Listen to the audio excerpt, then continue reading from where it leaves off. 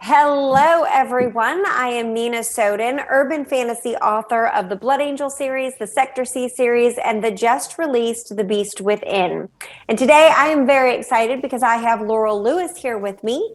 She is an Australian author, amazing accent, mother of 3, and homeschooler. She has life experience with autism, special needs, and learning disabilities through her study and care for her children. It is this life experience that has fueled her passion for creating books that are both entertaining and educational. She has a keen interest in telling stories that help children, especially children who may need a little extra help with things like anxiety, sensory issues, and learning. Her aim is to create stories that will inspire children to always live their best life and know that no matter where they are born or who they are, everyone is important. I absolutely love that. Laurelle grew up watching way too many 80s cartoons, didn't we all? And she drinks copious amounts of coffee. That is my coffee sister right there, to stay awake, which could be the cause of her quirky imagination. And as an author, that is not a bad thing. Laurelle also writes Gothic fantasy, sci-fi, and poetry. Okay, that's a lot of information right there.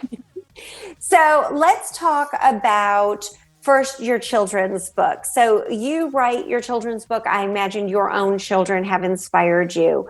What are the themes of your children's books? So I've written 2 children's picture books. One is called Archie the Brave. It's about a little boy who's has anxiety and he's walking to school and he sees a dog.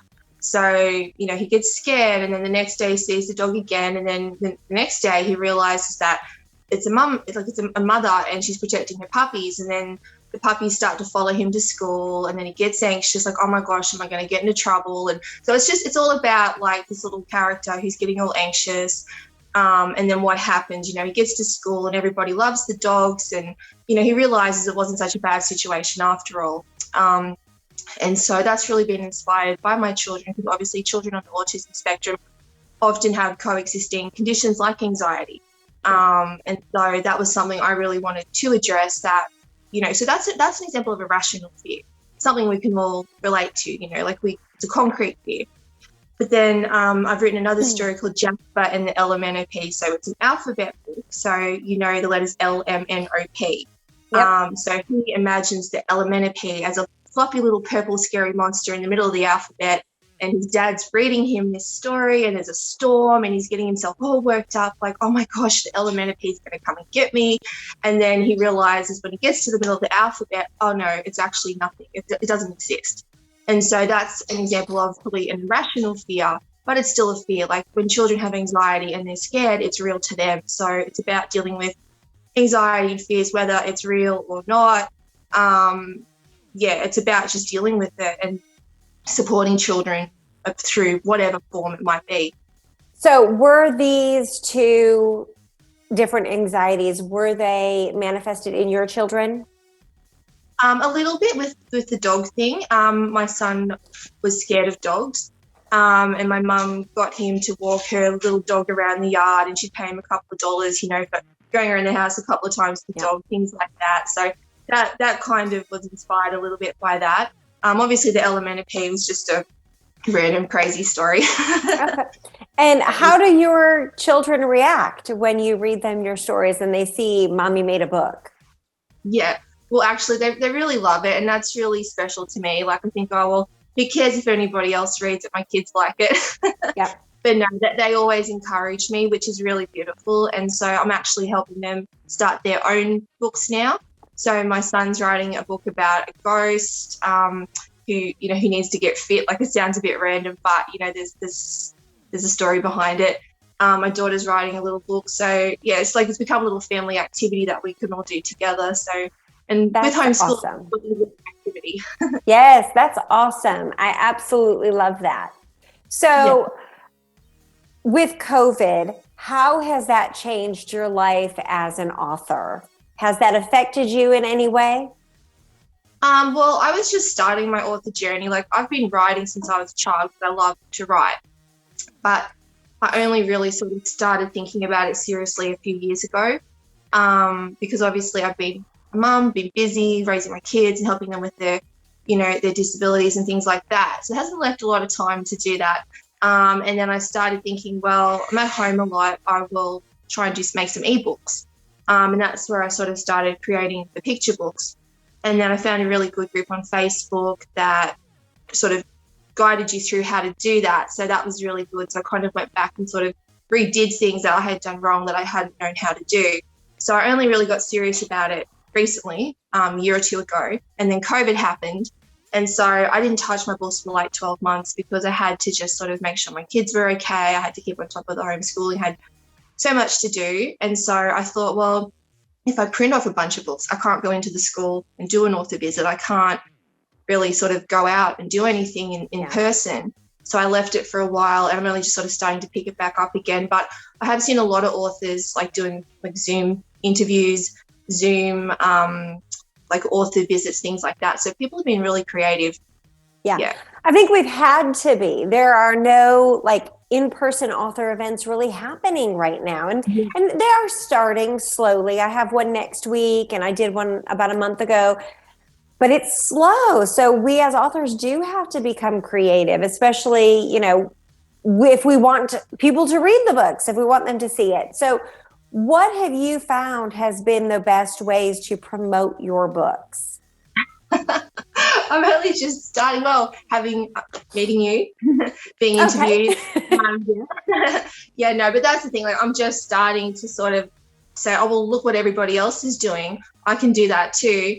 And just trying to like find ways to be creative, really, because I mean, obviously in Australia things are more open up now. I'm not sure if I could go into the school. Like, I know 6 months ago, they wouldn't even let parents you had to drop your child at school and you couldn't even walk in the gate. So things were still quite, but yeah, like I'm just trying to find things online, really, like,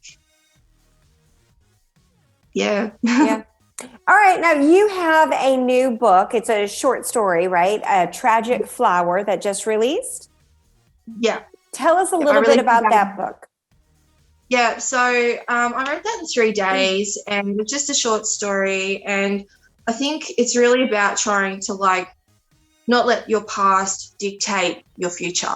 And so I just had a lot of emotion going on, and I just poured it into that. And the main character, Jeffrey, he's, a bit mixed up. He's like that dark, mysterious, cliche type of guy. And then there's the young girl who gets enthralled with him, and she, and it's like sort of they get sucked into his world. So he's kind of like on self-destruct mode, and he's sort of bringing down all the other characters around him because he's not coping with his situation. And I think, that can happen in lots of situations, and that's how destructive friendships or relationships can happen. Yeah. And then in the end, Fleur, she's able to get away from that situation, but sometimes we don't. Sometimes we do get sucked into bad situations. And I think through my story writing, I'm really trying to just analyze those situations, because I have been drawn into bad situations myself, and I want to make better decisions for my future.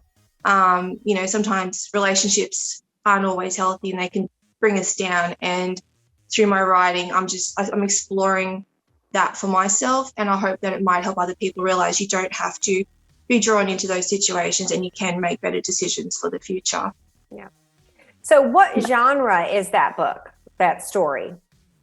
Well, it's got a slightly supernatural element to it. But it's not a huge factor in it. Probably more just young adult, maybe a bit of dark supernatural stuff, but more young adult. So it's more about the emotions rather than the supernatural element. Yeah, the supernatural element is just to sort of drive the story along. Okay. So tell me a little bit, you said you wrote this in 3 days, and it's a short story, so that seems reasonable.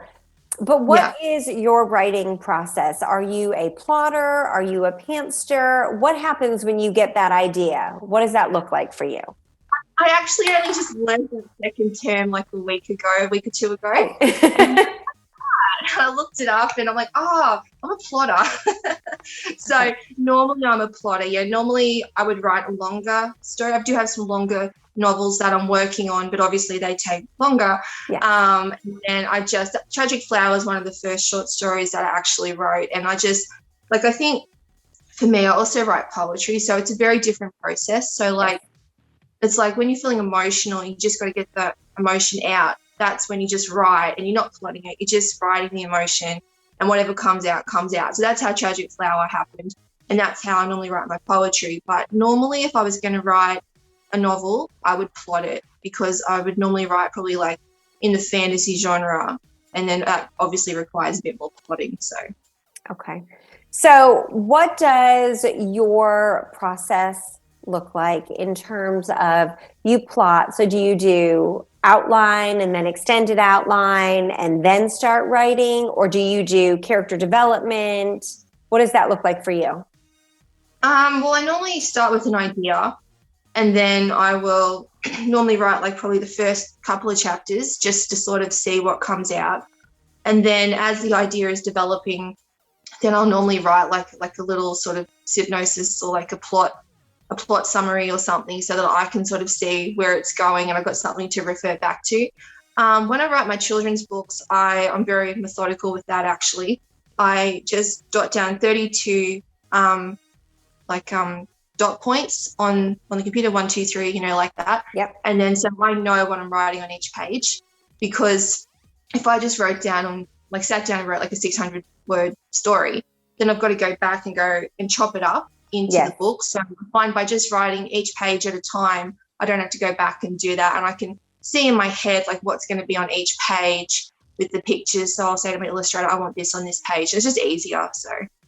Okay. Very cool. Very cool. And what is your editing process like?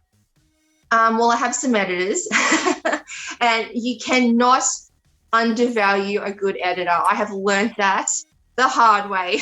Yes. So I have paid people who weren't editors. Like they said, oh, I'm an editor, and you pay them, and I think, oh my goodness, and do not rely on Grammarly, like you have to have a good editor. Yes, I completely agree. That is the one thing I tell new authors all the time is you have to have an editor. Even if you think you are one of the best editors in the world, you are going to miss things in your own work because you are going to read what it's supposed to say, not what it does say. What you think you typed, yeah. Yes, exactly. And I constantly go back and I look at my stuff as I'm writing and I'm like, oh dear God, that's not even near the right word.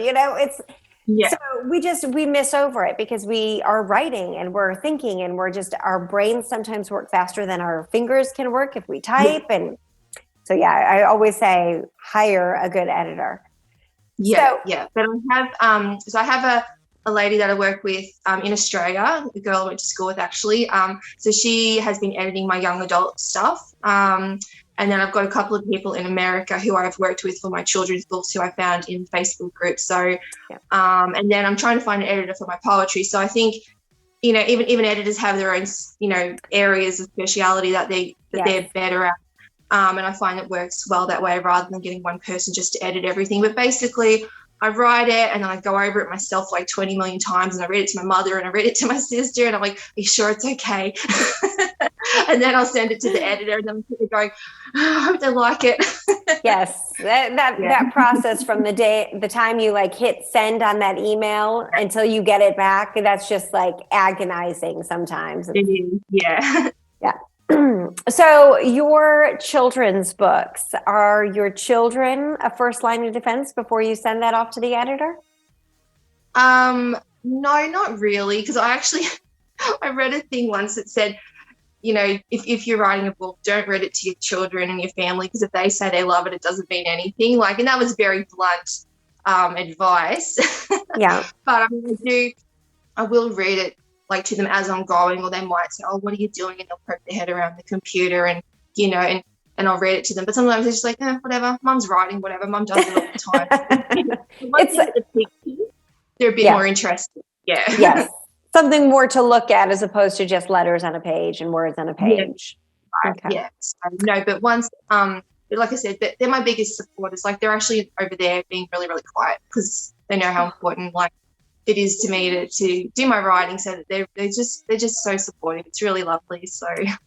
So how do you find time as a mom and as a homeschool teacher, basically? How do you find time to write? Well, that's why I haven't done a lot of it. So, yeah, like I said, I didn't do any writing for 12 months when COVID was sort of running rampant, and I only just picked it back up. But I just write when I can, like, like the last 2 days, I spent 12 hours on the phone sorting out therapists and all that sort of stuff. Like, we've never spent that much time on the phone, but I had stuff I had to sort out. And so, and then this week I've got other things going on, so I haven't been able to do any writing this week, but in a couple of weeks I might have a 3-day block, you know what I mean? So I squeeze it in wherever I can because it's so important to me. So, yeah. Now that's definitely when it's a passion and when it's something that you have to do. I like to ask authors, why do you write? Because this definitely is not the career you go into for the fame and the fortune and the money. Yeah. So why do you write? I just need to. Like, I just, if I don't write, like, I suppose it's a release sometimes, like I said, if I'm writing poetry, if I'm feeling sad or I'm feeling something, I write and I get it out and it's like a release. And I just feel like I need to write. Like, I can't explain that. I just need to do it. When I was little, my mum used to read to me a lot. And I just remember reading like Huckleberry Finn. That was the first sort of more adult book that I'd read, like a novel. And I just remember being blown away by the whole story and thinking, man, I want to do that one day. I want to be a writer, and yeah, so I've just loved the written word since I was a kid. So what are you working on now? What can your readers expect from you next? I am working on another short story called The Boy Next Door. And again, it's that whole cliche, the dark brooding guy and the innocent girl type of thing. But it's a vampire story. And again, it's about making good choices. It's about this boy that moves in next door, this sort of weird family, what's going on with them. And then the girl realizes, he's a vampire, but he tells her. And then she's got to decide, do I want to join him and be a vampire, or do I want to, make a better decision? Do I want to live? But there's also a bit of a mystery with her mum. Her mum passed away and she's got no mum. And so there's a bit of tension between her and her dad. And so, yeah, it's a little bit of a mystery. But okay. Don't want to reveal what happened. No, please don't. That's perfectly fine. And you said you're working on a novel as well? Yeah. Look, I'm always working on a million things at once. So how do you keep that straight? I mean, the writing technique for poetry and for short stories and for novels, they're all so different. Yes, so how do you keep multiple projects open at once as opposed to just that focus to finish each thing at a time? I suppose it's something like that I'm learning, as I'm getting more serious about my writing. And learning the process and learning the steps. Like I said, I joined this author group in Facebook after I had made Archie the Brave. And I realized all these steps that people were taking to get to that point. And I'm like, man, I just did everything back to front, but I didn't sort of know what to do. Like, I was just teaching myself. So I'm learning that the process is basically the same really for each thing. Like, you write it, you edit it, you get the illustrations if it's a picture book. And there's steps that you take, and if you do it in order, it makes your life a lot easier. But basically, I'm learning to just sort of pick something. Because the thing is, if you get an idea, you have to write it in. But then you may have to file that away. Like, if I got some inspiration and I've got to write that down, it's a really good idea. But I might have to file that away and say to myself, right, you don't have time to work on that right now. You've got to finish what you're doing. And so learning to have that discipline, treat it like a job, and learning the process. Yeah. And with kids at home, I assume you're not working outside of the house or anything. Yeah, no. Well, I'm very busy with their therapy appointments and things because they're all on the autism spectrum. So that's my priority. That's, what I have to do. And then, like I said, I squeeze everything else in where I can. So I imagine writing is also therapeutic for you as well. Yeah, definitely, and I think it just, like I said, sometimes you get overwhelmed being a single mom and having to deal with all that stuff, and you've got to vent it somehow, and writing probably has saved me thousands of dollars in psychology. I can certainly understand. Absolutely. Absolutely. So let's go to what you read. What is your favorite genre to read? My favorite genre is fantasy. Obviously don't get a lot of time to read, but obviously when you are trying to write, you need to read because you need to know what other people are writing and you need to sort of keep up with the trends and all that sort of thing. So I have discovered the world of audiobooks. Oh, yes, absolutely. Yeah, audiobooks are great. So I'm trying to squeeze in an audiobook here and there so I can sort of keep up to date with, the latest releases and stuff. And I haven't, but yeah, I just discovered them. I was listening to like some classics like Great Gatsby, Grapes of Wrath, what else? Sherlock Holmes, and then so eventually I'll get up to the more modern stuff. So what was the last thing that you listened to? I'm started listening to the Grapes of Wrath. I'm only 1 or 2 chapters in, and I was really blown away by that. That the entire first chapter was just talking about the landscape, and there was like not much happening, and there was just like a whole chapter of describing the landscape. But it was very beautiful. I thought it was beautifully written, and I really loved it. But I would never dare do that as an author. Just go one whole chapter talking about the land.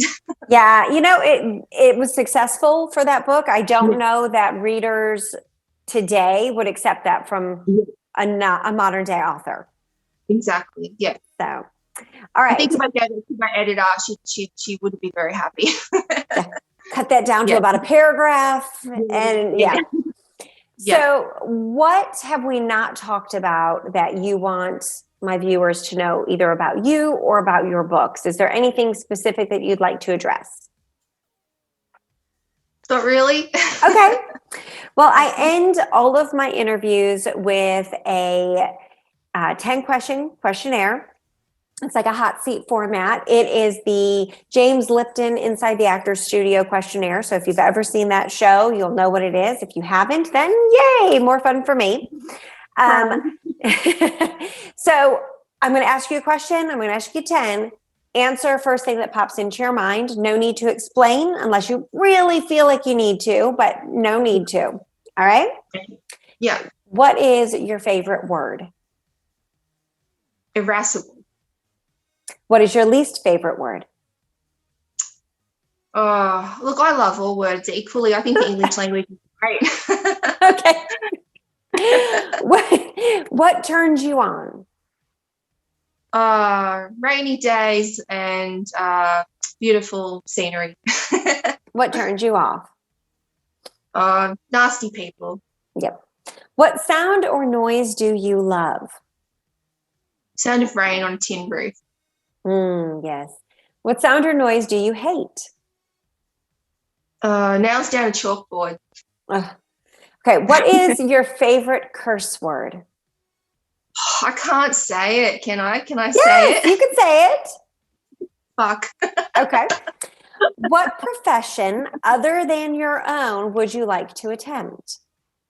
I'd love to go into working in television. I'm actually studying, which I don't have much time, but I'm starting to study makeup, special effect makeup. And once I finish that, when I finish that, I want to study screenwriting. So it's a long-term goal, but I would love to write for TV and sort of work behind the scenes in television and movies. That would be a dream come true. So that's awesome.